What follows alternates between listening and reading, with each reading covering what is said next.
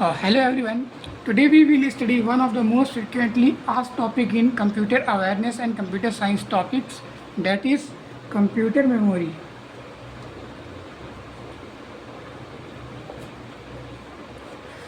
This is questions from this topic are regularly asked in different competitive examinations like DRDO, SSC and different examinations. So today in just 10 minutes we will cover about these topics like types of memory. Second is memory hierarchy.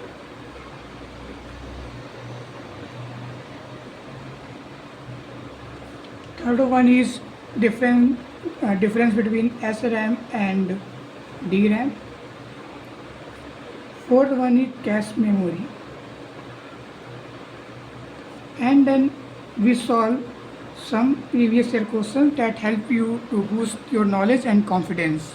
These are the important topic in memory that is asked in different examinations.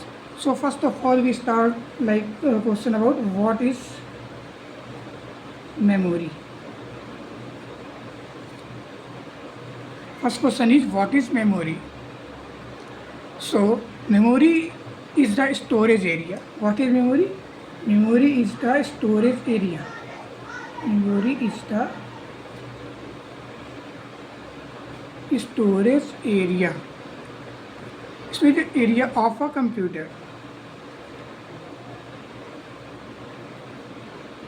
So memory is the storage area of a computer where we store data, instructions and results.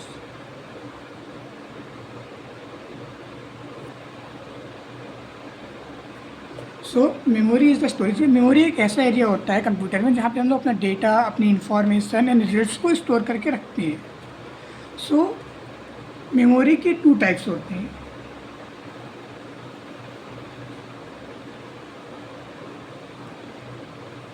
एक तो हमारे पास होती है primary memory and एक second memory होती है जिसको हम लोग बोलते हैं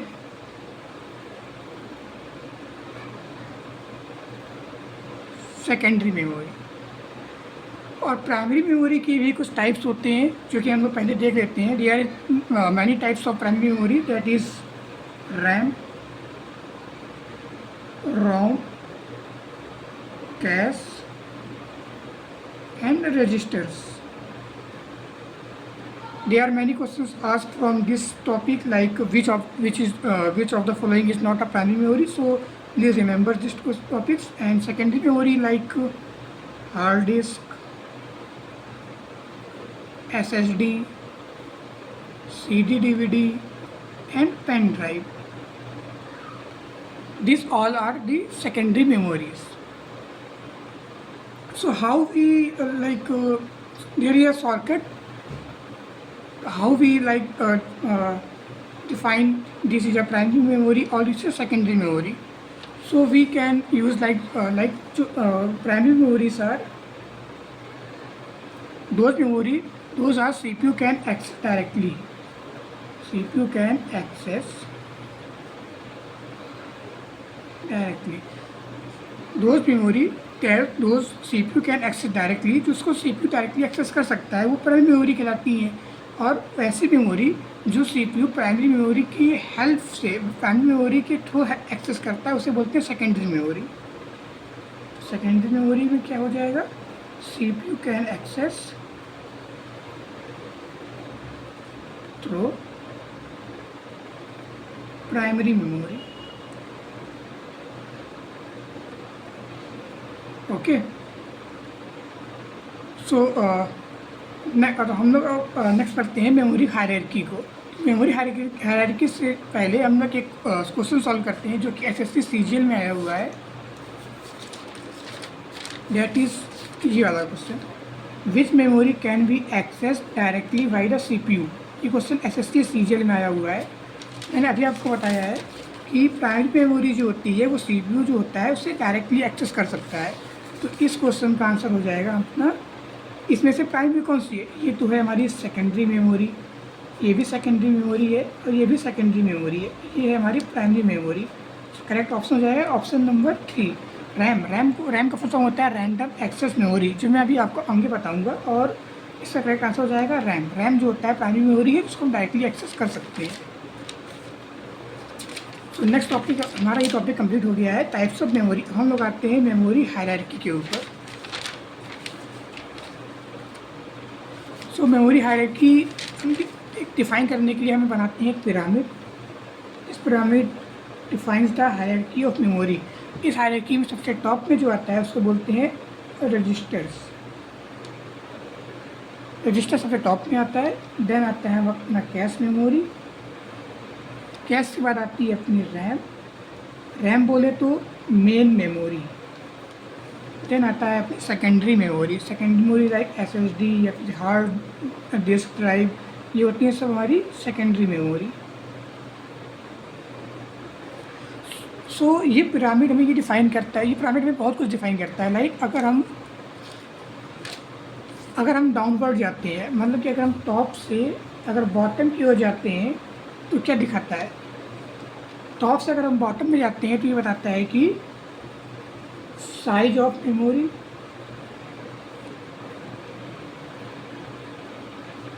क्या होगी? इंक्रीज होगी। अगर हम टॉप से बॉटम जाएंगे तो मेमोरी की साइज इंक्रीज होगी। कॉस्ट क्या होगा? कॉस्ट रिड्यूस होगा। कॉस्ट रिड्यूस होगा मतलब कैश मेमोरी जो रजिस्टर जो है वो सबसे कम स्टोरेज वाली होती है। कैश मेमोरी उससे ज़्यादा स्टोरेज लेती है। रैम की ज़्यादा स्टोरेज होती है। और SSD और हार्ड डिस्क जो होते हैं उनके बहुत अनलिमिटेड स्टोरेज हो सकती है। आप जितना चाहे इतना हार्ड डिस्क आप उसको इंक्रीज कर सकते हैं। लेकिन और होता क्या है, रजिस्टर सबसे महंगे होते हैं, कैश से में सस्ती होती है, रैम SSD जो होती है सबसे सस्ती होती है। तो अगर हम इस पिरामिड में टॉप से बॉटम में आएंगे तो साइज मेमोरी पड़ती है और हमारा जो कॉस्ट होता है रिड्यूस होता है। कॉस्ट के साथ साथ जो हमारा स्पीड होती है, स्पीड भी हमारी रिड्यूस होती है। सो अगर हम जाते हैं top to bottom, top to bottom जाने पर क्या होगा? साइज होगी अपनी इंक्रीज। कॉस्ट क्या होगी? कॉस्ट होगी रिड्यूस। स्पीड क्या होगी? स्पीड हो जाएगी रिड्यूस। मतलब कि जो सेकेंडरी मेमोरी होती है उनकी स्पीड सबसे कम होती है, रैम भी उससे ज़्यादा होती है, कैश उससे ज़्यादा होती है, रजिस्टर से ज़्यादा होती है। ऐसा क्यों होता है? जो मेमोरी प्रोसेसर के सबसे पास होगी उसकी स्पीड उतनी ही ज़्यादा होगी। रजिस्टर जो होते हैं वो प्रोसेसर के प्रोसेसर में ही जुड़े होते हैं, इसलिए इनकी स्पीड सबसे ज़्यादा होती है। कैश जो होता है वो भी जुड़ा होता है और रैम जो होता है थोड़ा प्रोसेसर दूर होता है, तो इसकी स्पीड थोड़ी सी कम होती है। SSD जो होते हैं वो डायरेक्टली एक्सेस ही नहीं कर सकते हम लोग, तो इनकी सबसे ज़्यादा स्लो होती है स्पीड। सो हमने अभी पढ़ा है मेमोरी हायरार्की। तो SRAM और DRAM में जाने से पहले सबसे पहले हम एक प्रीवियस ईयर क्वेश्चन सॉल्व करेंगे जो इसी बेस पे आया हुआ है अपने एग्जाम में। हम सॉल्व करते हैं ये वाला क्वेश्चन जो कि IB के एग्जाम में आया हुआ है। Arrange the following according to speed. Speed के हिसाब से हमको इसको अरेंज करना है। तो हमें बताया है पिरामिड में अगर हम टॉप से बॉटम जाएंगे तो स्पीड क्या होगी? कम होगी। लेकिन अगर हम बॉटम से टॉप में जाएंगे तो स्पीड इंक्रीज होगी। सबसे फर्स्ट क्या होता है? सबसे फर्स्ट होते हैं हमारे पास रजिस्टर। सेकंड नंबर पे आता है अपना cache, then main memory, then secondary memory.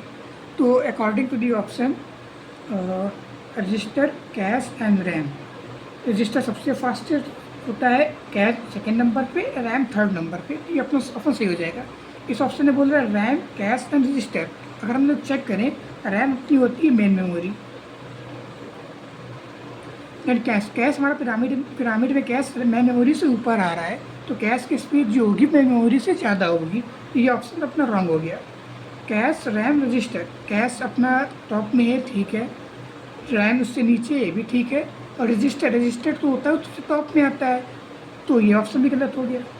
और रैम, रजिस्टर एंड कैश, तो रैम तो टॉप पे आता है, हमारा रैम आता है, ये मेन मेमोरी होती है, ठीक है। रजिस्टर आ गया, रजिस्टर तो हमारा टॉप में होता है पिरामिड में, तो ये ऑप्शन कितना गलत हो गया। इस पिरामिड के थ्रू आप इस क्वेश्चन को आराम से सॉल्व कर सकते हैं, जो कि IB के एग्जाम में आया हुआ है, जो कि टफेस्ट एग्जाम होता है। सो अब हम नेक्स्ट आगे बढ़ते हैं हम लोग उसमें पढ़ते हैं रैम। अब रैम क्या होता है? तो RAM stands for random access memory. Random access memory. Random access memory का मतलब क्या होता है? रैम जो होती है एक वॉलेटाइल मेमोरी होती है। कैसी मेमोरी? और सबसे इम्पॉर्टेंट इसका जो पॉइंट है वो ये है, volatile memory.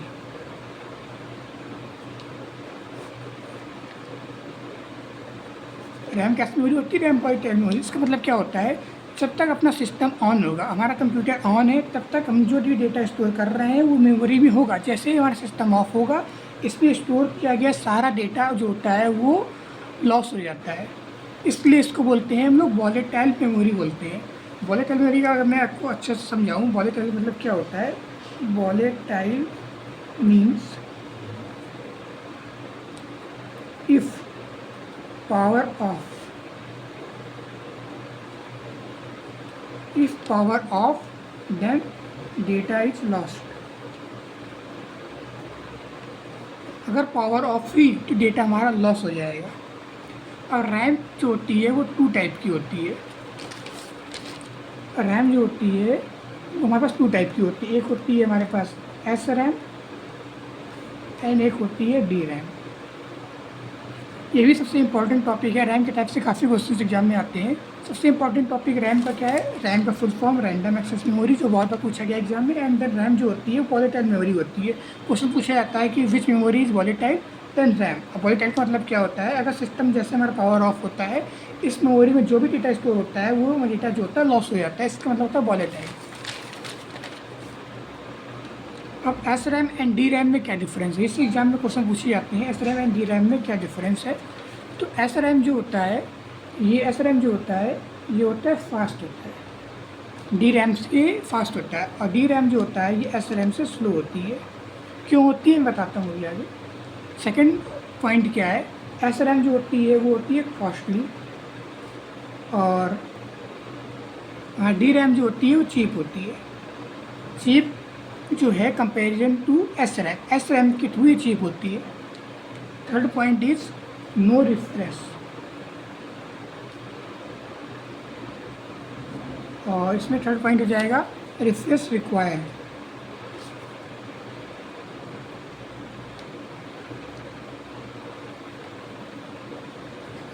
And fourth point है यूज्ड इन कैश। एंड इसका फोर्थ पॉइंट है used in main memory. So first of all, in SRAM and DRAM, the most important point is third and fourth point. In SRAM, no refresh is required, but in DRAM, refresh is required. Why refresh is not required and refresh is required? Because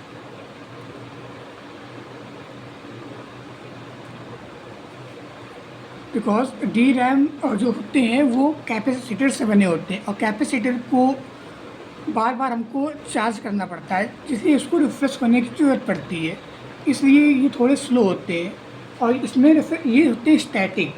इसे बोलते हैं static RAM, इसको बोलते हैं dynamic RAM.